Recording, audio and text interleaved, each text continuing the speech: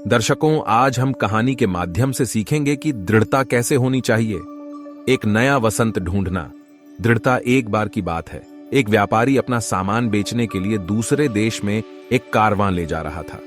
रास्ते में वे एक गंभीर गर्म रेत वाले रेगिस्तान के किनारे पर आए। उन्होंने इसके बारे में पूछा और पाया कि दिन के समय सूरज महीन रेत को तब तक गर्म करता है जब तक कि वह कोयले जितनी गर्म न हो जाए, इसलिए कोई भी उस पर नहीं चल सकता, बैल या ऊंट भी नहीं। इसलिए कारवां नेता ने एक रेगिस्तान गाइड को काम पर रखा जो सितारों का अनुसरण कर सकता था, ताकि वे केवल रात में यात्रा कर सकें जब रेत ठंडी हो जाए। उन्होंने रेगिस्तान के पार खतरनाक रात की यात्रा शुरू की। कुछ रातों के बाद शाम का खाना खाने और रेत के ठंडा होने का इंतजार करने के बाद वे फिर से निकल पड़े। बाद में उस रात रेगिस्तान के गाइड ने, जो पहली गाड़ी चला रहा था, तारों से देखा कि वे रेगिस्तान के दूसरी ओर के करीब पहुंच रहे थे। उसने बहुत ज्यादा खा लिया था, इसलिए जब वह आराम करता था तो उसे झपकी आ जाती थी। फिर बैल, जो निश्चित रूप से तारों को पढ़कर दिशा नहीं बता सकते थे, धीरे धीरे एक तरफ मुड़ गए और एक बड़े चौड़े घेरे में चले गए, जब तक कि वे उसी स्थान पर नहीं पहुंच गए जहां से वे चले थे।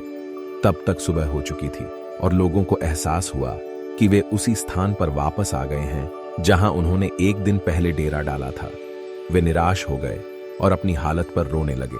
चूंकि अब तक रेगिस्तान पार करना समाप्त हो जाना चाहिए था, उनके पास पानी नहीं था और उन्हें डर था कि वे प्यास से मर जाएंगे।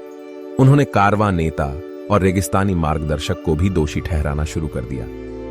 हम पानी के बिना कुछ नहीं कर सकते, उन्होंने शिकायत की। तब बनिया ने मन ही मन सोचा, अगर मैं इस विनाशकारी स्थिति के बीच में अब साहस खो देता हूं तो मेरे नेतृत्व का कोई मतलब नहीं है।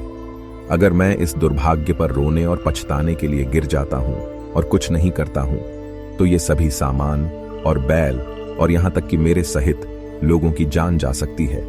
मुझे ऊर्जावान होना चाहिए और स्थिति का सामना करना चाहिए। इसलिए वह आगे पीछे घूमने लगा और उन सभी को बचाने की योजना सोचने की कोशिश करने लगा। सतर्क रहते हुए उसकी आंख के कोने से बाहर उसने घास का एक छोटा सा झुरमुट देखा।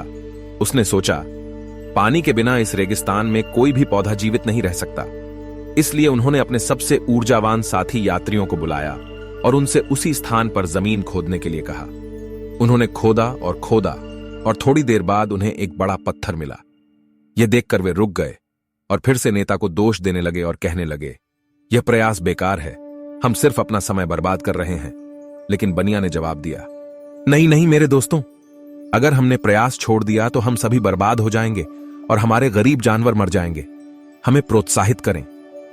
यह कहते हुए वह गड्ढे में उतर गया और अपना कान पत्थर पर लगाया और बहते पानी की आवाज सुनी।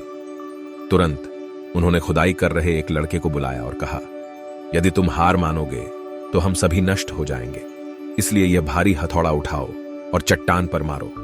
लड़के ने हथौड़े को अपने सिर के ऊपर उठाया और चट्टान पर जितना जोर से मार सकता था मारा, और वह खुद सबसे अधिक आश्चर्यचकित हुआ जब चट्टान 2 टुकड़ों में टूट गई और उसके नीचे से पानी की एक तेज धारा बहने लगी। अचानक सभी लोग बहुत खुश हो गए। उन्होंने शराब पी, स्नान किया, जानवरों को नहलाया, भोजन पकाया और खाया। जाने से पहले उन्होंने एक ऊंचा झंडा फहराया ताकि अन्य यात्री इसे दूर से देख सकें और गर्म रेत वाले रेगिस्तान के बीच में नए झरने तक आ सकें। फिर वे अपनी यात्रा के अंत तक सुरक्षित रूप से आगे बढ़ते रहे। नैतिक बात यह है, बहुत आसानी से हार मत मानो। जब तक आप लक्ष्य तक नहीं पहुंच जाते तब तक प्रयास करते रहें। दर्शकों, अगर आपको वीडियो पसंद आए तो कृपया लाइक, शेयर और चैनल को सब्सक्राइब करना ना भूलें, ताकि मैं और भी ऐसे वीडियो बनाने के लिए प्रेरित हो सकूं। धन्यवाद दर्शकों।